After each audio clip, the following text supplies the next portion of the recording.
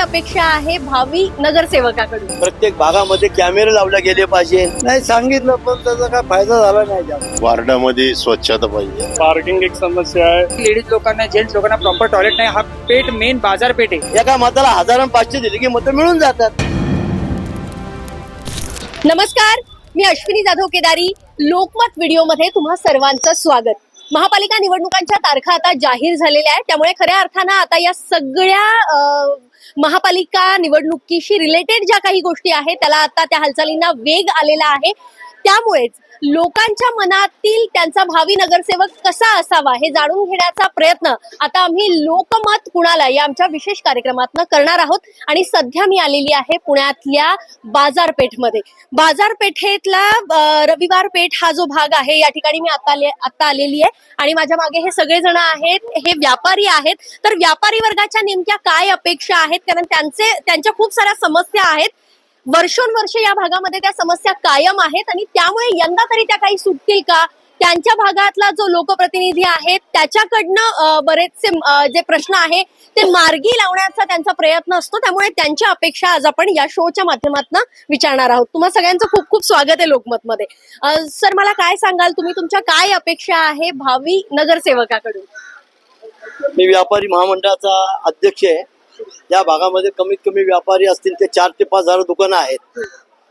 व्यापाऱ्यांच्या फक्त काय अपेक्षा असतात की बाबा लेडीज साठी शौचालय खोलणे, जेंट्स साठी शौचालय खोलणे, साफसफाई असणे, प्रत्येक भागामध्ये कॅमेरे लावले गेले पाहिजे. आणि जो नगरसेवक होणार आहे तो सर्व शैक्षणिक क्षेत्रामध्ये प्रसिद्ध असावा.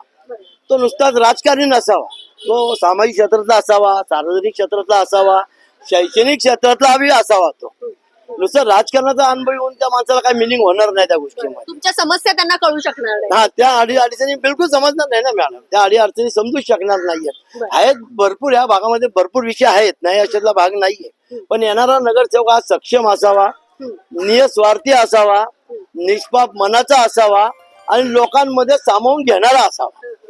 ज्या आम्हाला लोक व्यापारी किंवा मतदार ज्या आम्हाला बोलून घेतील त्या आम्हाला त्यांनी ताबडतोब येणं ही काळाची गरज आहे. फारच अपेक्षा खरं तर या सरांनी व्यक्त केलेल्या आहेत. खरंच या अपेक्षा पूर्ण झाल्या तर मग वा वा, क्या बात आहे. सर, तुम्ही काय सांगाल, काय तुमच्या भागामध्ये विशेष करून समस्या आहे की ज्या वर्षोनवर्ष खरं तर सुटल्या गेलेल्या नाही?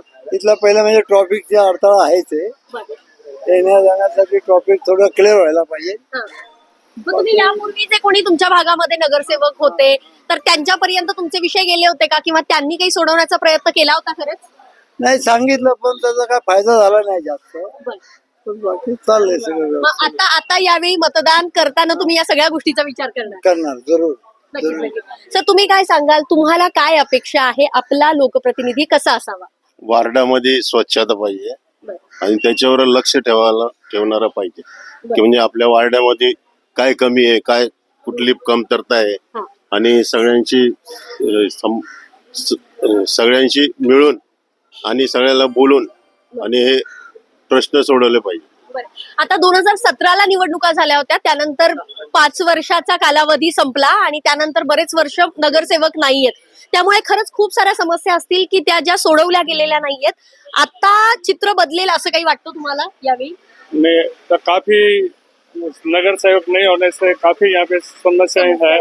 पार्किंग एक समस्या है, ये सड़क साफ नहीं रहता है, कोई अधिकारी लोग यहाँ पे ध्यान नहीं देते. हमारे मार्केट में बहुत समस्याएं है.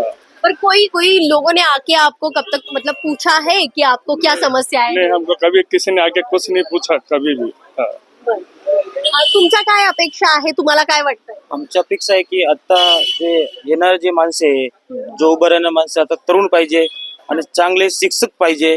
त्यांना आता जे पिढी आता नवीन येते त्यांना कसे पाहिजे ते पद्धतीने यायला पाहिजे अशी. पण आता निवडणुका जाहीर तर आता काल तारीख झाली, पण त्यापूर्वी बरेच इच्छुक नगरसेवक जे आहेत ते कामाला लागलेले आहेत.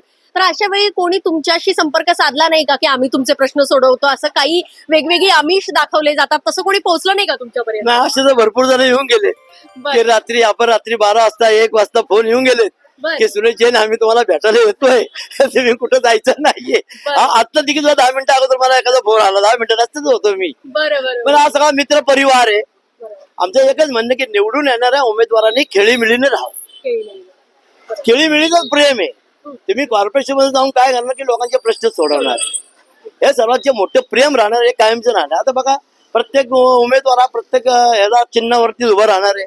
युती होईल का नाही होईल हे मी आज सांगू शकत नाही, पण प्रत्येक जण प्रत्येक पक्षाचं काम करणार ना. तो जो आपला उमेदवार निवडून आणण्याचं बघणार ना, तो कसं नाही बघणार तो. ही सगळी पण राजकारणामध्ये मागच्या 2-4 वर्षामध्ये जे काही बदल झालेत, म्हणजे एक पक्ष होता राष्ट्रवादी काँग्रेस, ज्याचे 2 फुटून 2 पक्ष झाले, शिवसेना एक होती त्याचे 2 झालेत, मग त्यामुळे सगळ्या गोष्टीवर काही परिणाम होतो आणि राजकारणावरचा लोकांचा विश्वास उडालाय. ही सत्य परिस्थिती आहे. ही परिस्थिती नाकारता येत नाही, कारण का कार्यकर्ते चलबिचल होत असतात की ह्या घाटाकडे जायचं का आपण त्या घाटाकडे जायचं, आणि कुणाचा प्रचार करायचा ही कुचंबना मोठी झालेली आहे कार्यकर्त्यांची. राजकीय लोकांचाच एकमेकांवर खरं तर विश्वास राहिलेला नाही हे कार्यकर्त्यांचा, की आपला नेता आज इकडे तर उद्या कुठे जाईल. अशा वेळी नागरिक म्हणजे मतदार म्हणून तुम्ही काय गोष्टींकडे बघून मतदान कराल? मतदार तर शेवटी माणूसच बघितला जातो. आज ही कॉर्पोरेशनची इलेक्शन आहे. फक्त बॅनरबाजी करून काय मतलब नाहीये. म्हणजे इलेक्शन येणं आणि फक्त सगळीकडे बॅनर लागणं, तो माणूस ग्राउंड लेवलला खूप जरूरत आहे त्या माणसाची. तर ग्राउंड लेवलवरती त्यांनी सगळे प्रश्न लोकांचे सोडवले, हा सगळ्यात मोठा विषय आहे. म्हणजे लोकांची अडचणी असतातच रोज, म्हणजे तो कधीच सॅटिस्फाईड नाही होऊ शकत. पण आज नगरसेवक कशाला नेमला जातो की बाबा तो मेन जे अडचणी आहेत, म्हणजे रस्त्यांचे खड्डे, पाणी जे पण असतील, म्हणजे नगरसेवक ही पेट एरिया आहे. पेट एरियामध्ये सगळ्यात प्रॉब्लेम हेच आहे, गर्दी मेन. सगळं ट्रॅफिक एवढी आहे, म्हणजे कॉर्पोरेशन आहे, भरपूर असे आहेत की इथं प्रॉब्लेम्स आहेत.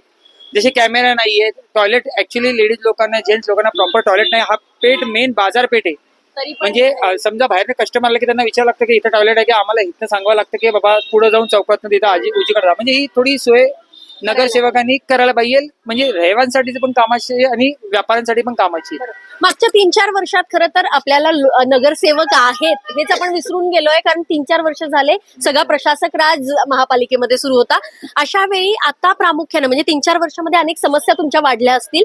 कुठल्या प्रमुख समस्येवर या निवडून येणाऱ्या लोकप्रतिनिधीने लक्ष द्यायला हवं? आत्ताचे जे सगळे हे जे ट्रॉफिकचे बाकीचे ते ट्रॅफिकच जास्त आहे या area. हा हे ट्रॉफिक आहे आणि ट्रान्सपोर्ट वगैरे ते थोडे अडचण येते. हं. बाकीचे हे सगळे आता समोर बघून नाही का असे पाहिजे, म्हणजे चांगले पाहिजे. आपल्याला जो आपल्या मध्ये येऊन सगळं बघून काम करणार माणसं पाहिजे आपल्याला, अशी अपेक्षा आम्हाला. बरं काका, तुम्हाला काय वाटतं कसा असावा नगरसेवक?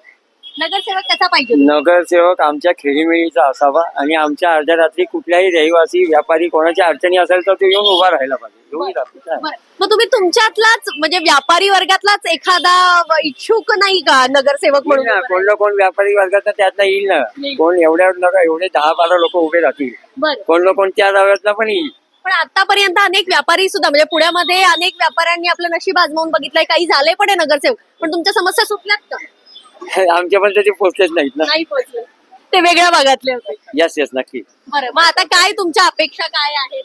ना अपेक्षा हीच आहे की जसे शेड बोलले की एक युथ लोक यायला पाहिजे ह्याच्यामध्ये. त्यांना आपल्या समस्या सगळ्या कळतात युथ लोकांना, आणि त्यांना माहिती ग्राउंड लेवलवरती काय आहे काय नाहीये. आणि बरोबर आहे, हे बाजारपेठ आहे, खूप मोठं बाजारपेठ आहे. हे लोकांना माहित नसेल पण खूप मोठं बाजारपेठ आहे, आणि इथं समस्या भरपूर आहेत, नाही असं काही नाहीये.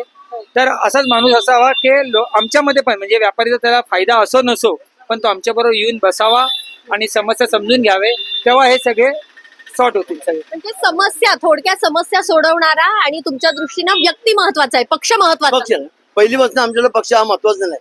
पुणे महानगरपालिकेला शक्यतो लोक माणसं बघतात. म्हणजे बरोबर. जो उमेदवार चांगला असेल, काम करणारा असेल, त्यांनी 12 महिने 12 वर्ष काम केलंय, अशा माणसांना निवडून गेलं ही आजची काळाची गरज आहे.